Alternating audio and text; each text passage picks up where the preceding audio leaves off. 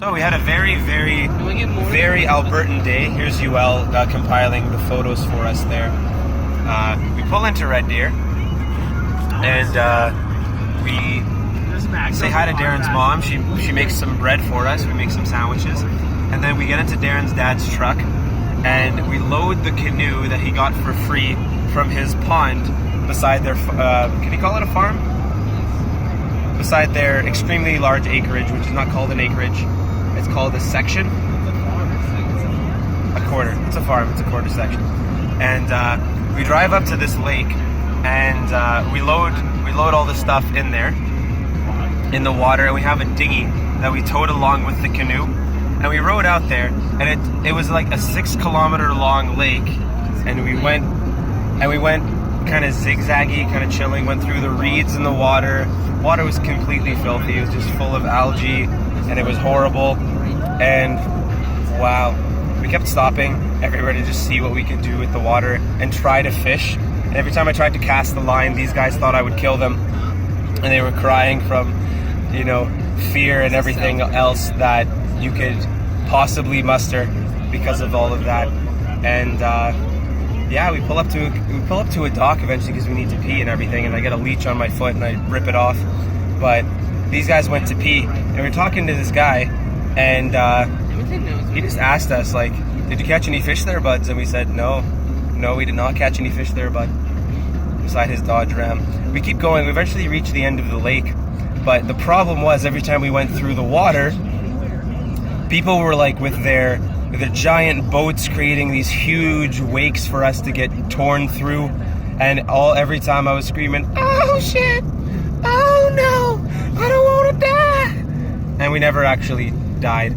But Darren almost died because this guy, that's Darren was just in the water. I added that in there. Darren was in the water, and he was in the dinghy because we took turns rowing, and like, you know, these traps are gonna get built up. But Darren was in the dinghy last, and we thought he was gonna die. We were rowing back to the shore after we reached the end, and it smelled like ass. And we were going back, and why? Because you're shirtless? Yeah. No, haram alayk. And then we get back. Darren was like kissing the land when we got back because he was almost drowned because he was out in this dinghy. His mom made his cookies and muffins. They were amazing. And then when we tried to start the Ford, it didn't start. So we asked these guys with the boat, yo, buds, can you help us out here? We're kind of stuck. Our Ford's not starting. It's not turning over, you know, bud. And he was loading his boat, and he said, oh man, hello, buds, I'm a mechanic here, bud, and I'll try to help you out. And he had a mullet and shit. And he had a mullet. He actually had a mullet, my friend. Oh, there's a Panago here.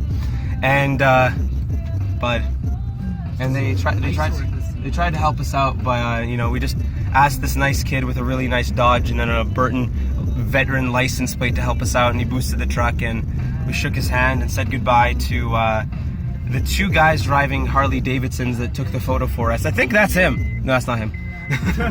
And then we get back and play with Darren's border collie, say hi to his dad, and Albertan day, 4th degree burns. Getting steaks. Boom! We're gonna get 7 AAA Albertan steaks for Darren and his family in gratitude. So here we are at a Save On Foods in Red Deer with Adam as well. That's Adam. He's half Egyptian. Assalamu alaikum. And then now we're gonna head in there. So see you later, buds.